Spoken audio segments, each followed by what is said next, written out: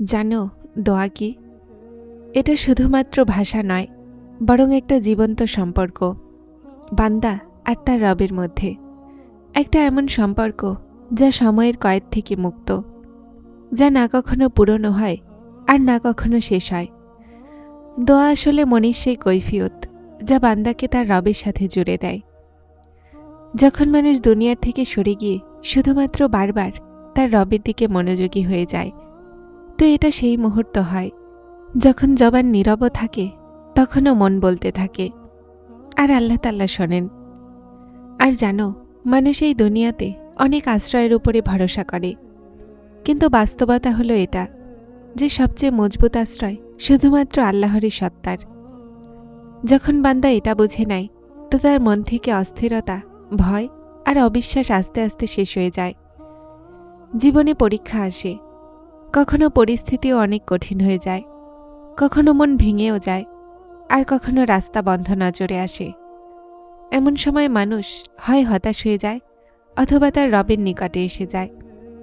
আর যে মানুষেরা তার রবের রাস্তা ইখতিয়ার করে, তারা কখনোই লোকসানে থাকে না। আর জানো, সবর আর দোয়া এটা তো এমন শক্তিশালী যা মানুষকে অন্ধকার থেকে বের করে আলোর দিকে আনে। সবর মানুষকে ভাঙা থেকে বাঁচায়, আর দোয়া তাকে সামলে নেয়। কতবার এমন হয়েছে হয়তো যে তুমি কোনো বিপদের বা সমস্যার নিকটে ছিলে, কোনো ক্ষতি হতেই যাচ্ছিল, অথবা তুমি পড়তেই যাচ্ছিলে, কিন্তু হঠাৎ পরিস্থিতি বদলে গেল। এটা তোমার শক্তি ছিল না, এটা তোমার দোয়াগুলোর ফল ছিল যা তোমাকে বাঁচিয়ে নিয়েছিল। মানুষ অনেক সময় দুনিয়ার জিনিসগুলোর পিছনে ভাগতে গিয়ে তার রবকে ভুলে যায়। সে সব কিছু চায়, সফলতা, সম্পদ, ভালোবাসা, কিন্তু কখনো সেই রবকেই না দেখা করে দেয় যিনি সমস্ত কিছু দিতে চলেছেন। আর জানো, আল্লাহর ভয় থেকে বের হওয়া এক ফোঁটা অশ্রু মানুষের মনকে পাক করে দেয়। এই অশ্রু দুর্বল হয় না, বরং এটা ইমানের শক্তির আলামত। আর যেই কাজ আল্লাহর নামে শুরু করা হয়, সেটাতে বরকত দিয়ে দেয়া হয়। কেননা যখন তুমি তোমার সমস্যাকে আল্লাহ তাআলার সোপর্দ করে দাও, তো তার জিম্মাও তার ওপরেই পড়ে। দোয়ার শক্তিকে কখনোই কম ভেব না। এটা সেই মাধ্যম যা তকদিরের ফয়সালাকেও বদলাতে পারে, যদি আল্লাহ তাআলা চান। কিন্তু এর জন্য জরুরি যেন তোমার বিশ্বাস নড়বড়ে না হয়। নবী করিম সাল্লাল্লাহু আলাইহি সাল্লাম বলেন, দোয়া ওই বিপদগুলোর জন্য লাভজনক যা এসে গেছে, আর তাদের জন্য যারা এখনো আসেনি।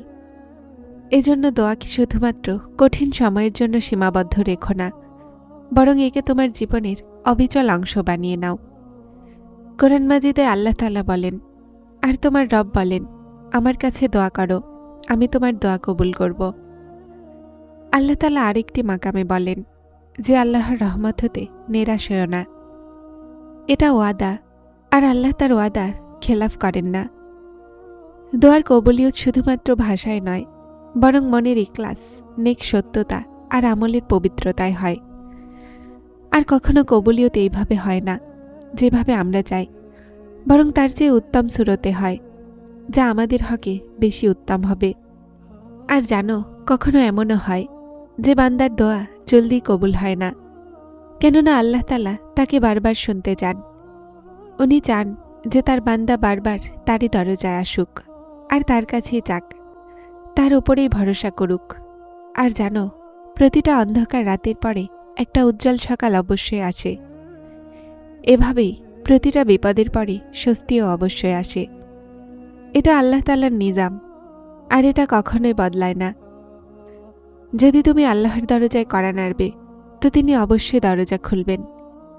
যদি তুমি ঝুঁকে যাবে, তো তিনি তোমাকে উচ্চ করে দিবেন।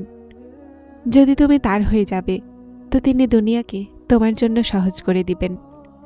আর জানো, হযরত ইমাম গাজ্জালী রাদিয়াল্লাহু আনহু তাআলা বলেন, সবর আর দোয়া করা বান্দারা আল্লাহ তাআলার খুব প্রিয় হয়, কেননা তারা তাদের রবের উপরেই পরিপূর্ণ বিশ্বাস রাখে।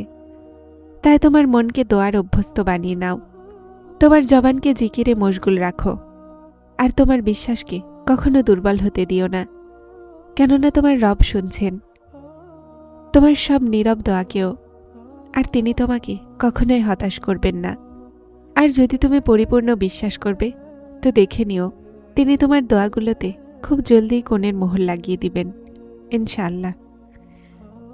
যারা চ্যানেলটিতে নতুন এসেছেন তারা হেদায়েত চ্যানেলটিকে সাবস্ক্রাইব করে আমার সাথে থাকুন এবং অবশ্যই ভিডিওগুলোকে লাইক শেয়ার করবেন। আসসালামু আলাইকুম।